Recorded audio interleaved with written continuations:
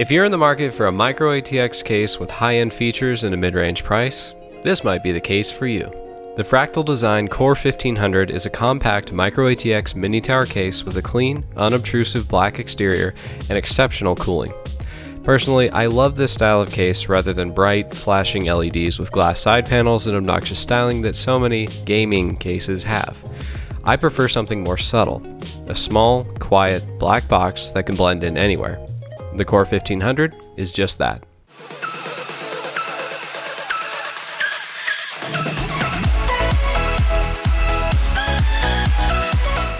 Howdy guys, Ponchato here, and today we're going to be taking an in-depth look at the Fractal Design Core 1500. This case supports MicroATX and mini-ITX motherboards, full-size graphics cards, two 240mm radiators, and full-size ATX power supplies. The power supply is bottom-mounted and reversible, so the intake can be from inside the case or underneath. There are 4 vented expansion slots held with thumb screws, and the case comes with a huge CPU backplate cutout in the motherboard tray for easily mounting CPU coolers. All that in a package that's only 7.7 inches wide, 14.5 inches tall, and 17.7 inches deep, and weighing in at only 11.5 pounds. First, the exterior features. Most of this case is simply black powder-coated steel. No windows, no crazy plastic designs, just a straightforward MicroATX mini tower case.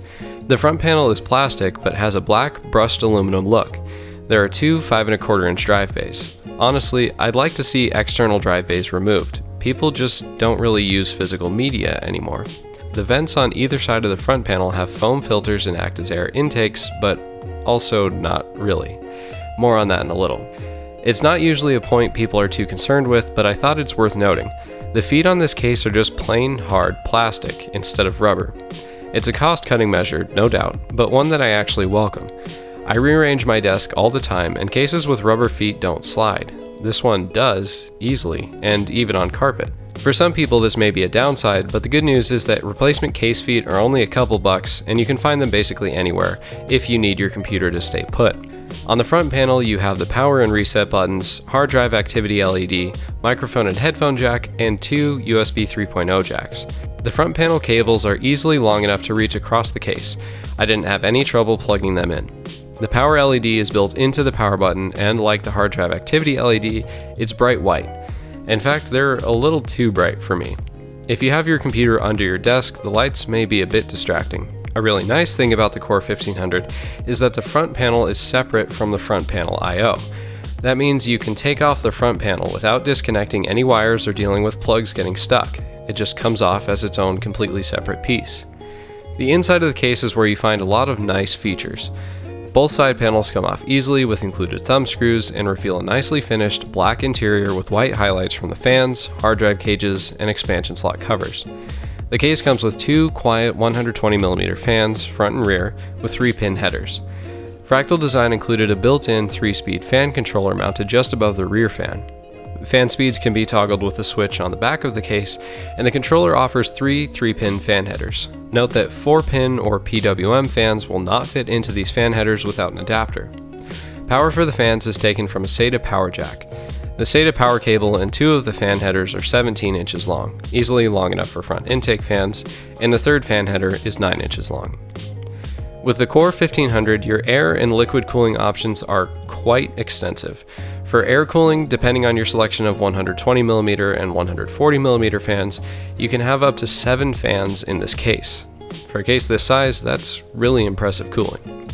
The front panel can support either 2 120mm fans or a single 140mm fan. The top supports 2 120 or 2 140mm fans. The back can take a 120mm fan, and the side panel can accept a 140mm fan. A side panel fan probably won't fit if you have a tower cooler. My Deepcool Gamix 400 only leaves about 10mm of clearance, and case fans are 25mm tall. The bottom fan mounting locations are a bit more complicated. If your power supply is less than 155mm long, you can drop in a 120mm fan without moving anything. If it's longer than that, or you want to use a 140mm fan on the bottom, you'll need to remove the lower hard drive cage. It's held in place with 4 screws, so it's easy to take out. Liquid cooling options are likewise very extensive. The front and top panels support radiators up to 240mm, and the rear panel will support a 120mm radiator. Installation of the front and top radiators comes with some restrictions. To install the front radiator, the lower 5¼ inch drive bay must be empty, the upper hard drive cage needs to be removed, and the lower hard drive cage needs to be moved to its secondary position slightly further toward the back. The hard drive cages are easy to move or take out as they're simply held in place with 4 screws each. With these minor changes, the front can support radiators up to 45mm thick. The top radiator doesn't require anything to be removed, but it does come with a condition. If the radiator and fan assembly are thicker than 32mm and components on the motherboard are taller than 35mm, the radiator will run into them. For reference, standard RAM height is around 31mm, so this shouldn't be a problem unless you have memory with big, wild heat spreaders. The Core 1500 comes with a dust filter on the bottom for both power supply intake and any extra intake fans you might add. The filter on the bottom is lackluster. It's a fairly coarse plastic mesh that really won't stop anything smaller than pet hair. My suggestion to Fractal Design: use foam filters. They're still cheap, they actually work, and they don't restrict airflow any more than these plastic sheets. Anyway, the Core 1500 supports CPU tower coolers up to 162mm tall, easily enough to fit my Deepcool GAMX 400. Now back to the front panel and its foam filters. The issue with the front panel and its foam intakes is that there's a hole in the bottom so you can grab it to take the front panel off. What ends up happening is a large portion of the intake air just comes through this hole instead of coming through the dust filters. My ham-fisted attempt at forcing the air to intake through the filters is just a piece of paper taped over the hole. My suggestion to Fractal Design: close off the hand grip compartment so air can't be drawn in through the hole and instead has to come through the filtered vents. Space for storage is provided by 2 removable hard drive cages. The split hard drive bays offer excellent cooling capacity and space for graphics cards up to 380mm, just under 15 inches long, more than enough for almost any card available today. There are 4 total spaces for 3.5 inch drives, 2 in the top cage and 2 in the bottom.